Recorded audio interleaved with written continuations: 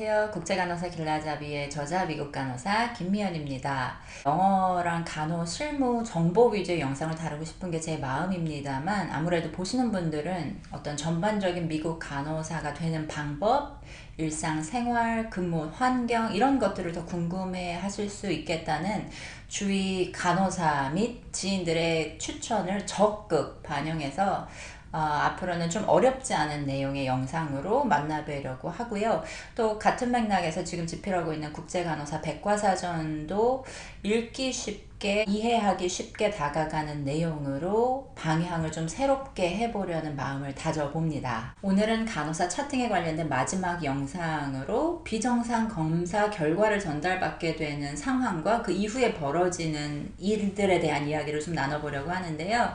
즉시 시행돼야 되는 스탯 오더라던가 정해진 시간이 따로 있는 경우가 아니라면 대부분 오전 랩은 새벽 5시나 6시 정도가 되면 체열이 되고요. 그래서 오전 근무자가 근무하러 병원에 출근을 하면 보통 7시나 8시에는 그 검사 결과를 받아서 우리가 인터베인 해야 되는 부분들을 바로 시행할 수 있게끔 검사 결과를 접할 수 있게 되는데요. 비정상 랩은 헤모글로빈을 예로 한번 들어볼게요. 검사 결과가 컴퓨터에 뜨기도 전에 업데이트가 되기도 전에 담당 간호사를 찾는 전화를 아마 받게 되실 텐데 보통 이렇게 시작을 합니다. I have a critical lab for patient Mia Lee. Are you ready? 이런 식으로 보통 질문을 받게 되고요. 준비가 됐냐고 물어본다면 어떤 부분에 대한 준비를 해야 되는지를 알아야 되겠죠. 환자의 이름과 MRN, 이 두 가지 Patient Identifiers를 확인하게 됩니다. 그래서 컴퓨터 화면을 연다던가 차팅을 연다던가 해서 환자 정보를 확인할 수 있는 준비를 해야만 하고요. 또 당연한 얘기지만 노트 필기를 할 펜과 종이도 준비를 하셔야 합니다. 그래서 간호사인 내가 I am ready, 준비됐어요 하고 얘기하면 상대방은 바로 이렇게 이야기할 거예요. Patient's name is Mia Lee. MRN is 1, 2, 3, 4, 5, 6, 7. Hemoglobin level is 5.5. 그러면 간호사는 뭐라고 대답해야 될까요? 그래, 전화해줘서 고마워, thank you, have a good day, bye 하면 될까요? 아니면 또 무언가 해야 하는 것이 있을까요? 뭐 당연히 있으니까 물어보는 거겠죠. 이럴 때 전화해줘서 고마워, thank you, bye 하면 안 되고요.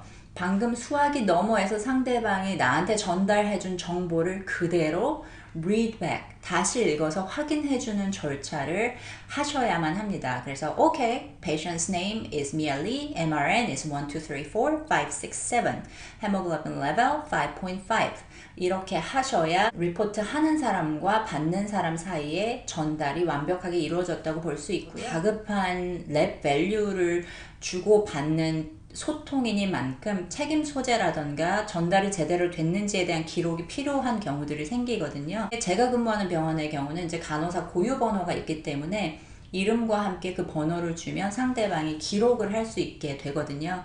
그래서 이름 전달과 필요한 경우에는 타이틀 전달까지도 하게 됩니다.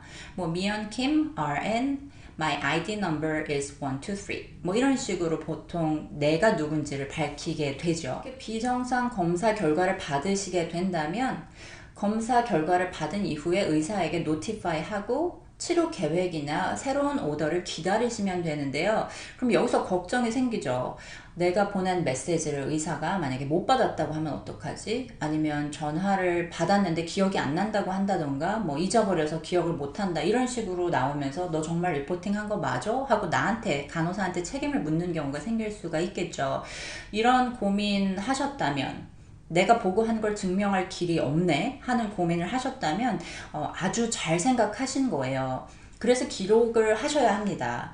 에픽 시스템을 사용하시는 경우에는 이제 어세스먼트 하단에 있는 critical lab value를 적으시는 칸이 있는데요. 거기에 환자의 상태 변화에 관련된 어떤 보고라던가 소통을 한 내용을 기록할 수 있는 부분이 있어요. 이제 마찬가지로 이전 영상에서도 다뤘지만 차팅이 내가 기록을 일일이 기재해야 되는 게 아니라 클릭만으로 이루어지게끔 critical lab value에 대한 기록도 시스템이 갖추어져 있거든요. 따라서 마찬가지로 클릭과 함께 아주 짧은 타이핑으로 거의 1분 아니면 기록을 하실 수가 있다고 봅니다. 보고한 의사의 이름과 보고한 날짜, 시간, 무엇에 관련된 내용인지를 기록하시고 현재 어떤 상황인지, 의사가 바로 전화를 받아서 새로운 오더를 낸 상황인지 아니면 기다리고 있는 상황인지에 대한 어떤 상황에 대한 묘사를 쉽게 하시면 돼요. waiting for response라던가 see new order라던가 아니면 see nursing comments라던가 필요한 경우라면 다른 채팅으로 다른 다큐멘테이션 쪽으로 refer 하실 수도 있습니다. 아무래도 헤모글로빈이 5.5니까 더 많은 검사 결과도 있을 수 있겠고 별일이 없으면 수혈이 되는 경우가 많겠죠. 그럴 때 유효한 환자의 수혈 동의서가 있는지 혈액형 검사가 이미 되어 있는지 파악해 놓으시면 아마 추후에 새로운 오더가 나왔을 때 훨씬 더 타임 매니지먼트 하시고 또 심리적으로 뭔가 준비를 하시는데 도움이 되지 않을까 하는 생각이 들어서 팁도 한번 나눠 봅니다. 오늘 영상은 여기까지고요. 다음 주부터는 이제 여러분들이 주시는 질문을 같이 고민해보는 시간을 가져볼 거예요.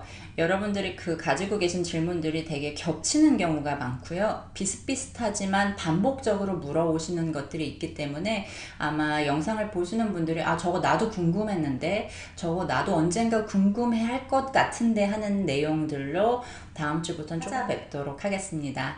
오늘 영상 여기까지고요. 오늘도 당신의 꿈을 응원합니다.